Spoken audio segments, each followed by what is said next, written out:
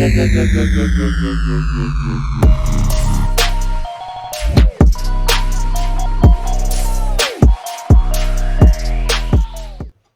going on YouTube? It's the Green Shiz. Happy Wednesday. Happy Thursday, technically, when this is getting uploaded. Got a mail day. Haven't had a mail day. Haven't really posted a mail day in a long time. I feel like it's been a long time. So I'm going to get into that right now. I bought some stuff off PWCC. It kind of sat in my vault for a long time. And I really wanted these here. One of them I'll probably never sell for sure. The other ones, we'll see. But they're going into the collection right now. And that's all that matters. But I took them out of there for, I don't know why. But no real reason. 1 card, 2 cards, 3 cards. So we got 3 cards from PWCC. First one. PSA 9 First Edition Machamp Shadowless. Going right into the set. And I'll give a little recap on my set in a second. Come on. And then this is a PSA 9. Those are stuck together pretty well. Yeah, this is definitely an old PSA slab. Wow, that's old. A PSA 9 off-center Steve Eisman rookie card. Extremely off-center, but this card is mint. The reason this didn't get a 10 is because it's off-center. And in sports cards, it's a really strange thing. In Pokemon, for example, this would generally be just under the price of a PSA 9. Just under. Whereas in sports, these are usually below PSA 8. Facts. You can look that up. Off-center cards get hate in sports cards. Hate. So I picked this up for $100. PSA 9s sell for like $500. I think they're good buys. Like, this card is mint. The sharpest corners I've ever seen on this old sports card. Mint. Just off-center. Who cares? Sports cards people do. Pokemon people don't care that much, but I don't know. Maybe is that just me? Do you care? What would you rather have? Down below. Would you rather have a PSA 8 nicely centered or a PSA 9 OC? Those are the really comparable prices. They're like right there in line. And it's like not even close to a PSA 9 price for sports cards. The next edition is a PSA 9 First Edition Nidoking. Bought this a little while back. So I got these two going into the set. I'll show that set here.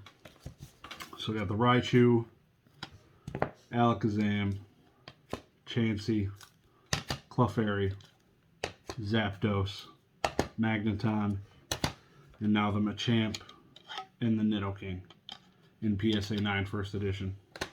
That's pretty sick. I feel like there's one more I'm missing, and there is one in the mail coming. So I'm drawing a blank though. But these OC sports cards are crazy to me. I would buy this over a PSA 8 personally every day of the week. Every day. PSA 8s have flaws. PSA 9 OC is usually not a 10 because it's OC. That's usually the reason.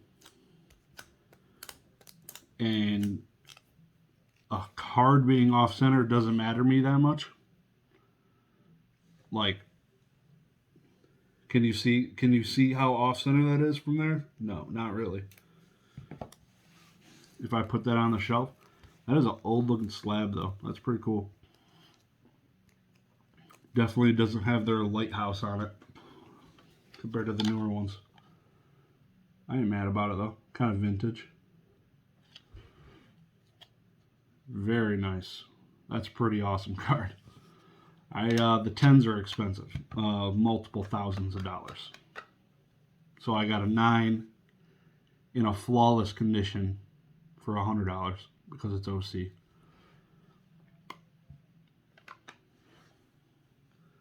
I guess I'll take it. So this item was purchased from eBay. It was one of those things, well packaged. See, this is how people do their. They had the cardboard encapsulating it. And they saran wrapped it. Very nice. Well done. This is the item I found on eBay and literally just clicked buy it now. As soon as I saw it, I'm like, that seems cheap, buying it. And I bought it. I teased it a little bit. This is the early 1900s media that I wanted to buy. So you're going to see what that is now. And this is pretty cool. I went down a rabbit hole, as I mentioned. And I'll probably be getting this one graded at CGC. Not a trading card. Thing is wrapped like a son of a gun, though. Trying to be delicate because it's from 1925. It's pretty old. In fairly good condition.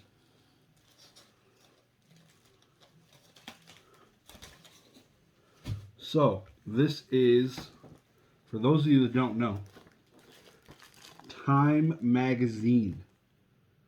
Time Magazine was a weekly magazine back in the day.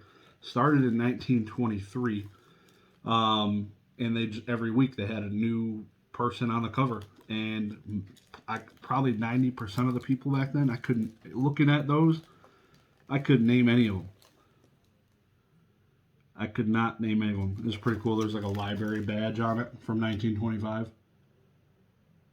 Davidson College Library. 15 cents. Weekly magazine. It's a bi-weekly magazine now, which I didn't even know that. The reason I went down this rabbit hole is because I saw Elon Musk was on the cover. I was like, man, that'd be kind of cool to just get one of those and grade it and put it there. An Elon Musk Time magazine. So then I started looking at all the old Time magazines and how far it went back, and it went back. So this is, for those of you who don't know, Henry Ford. Owned this small company, Ford Motor Company, I think started in 1909. They make cars and trucks. And I'm in sales, and I call on Ford Motor Company. I own 2 Fords. Personally, my wife has a Chevy. But a big Ford guy. Car guy. So this is really cool. Owning a 1925 magazine in good shape. The pages aren't falling out. And it's pretty sweet. Not gonna lie. Pretty dang sweet. I went down a rabbit hole, and there is so many cool covers for Time magazine. I found out Adolf Hitler was on cover of Time magazine in like 1942, which I thought was really strange. Those were expensive. I would probably not buy that to display it ever in my life, but I thought it was very interesting to see. Also, until the year 2000, it was always called Man of the Year.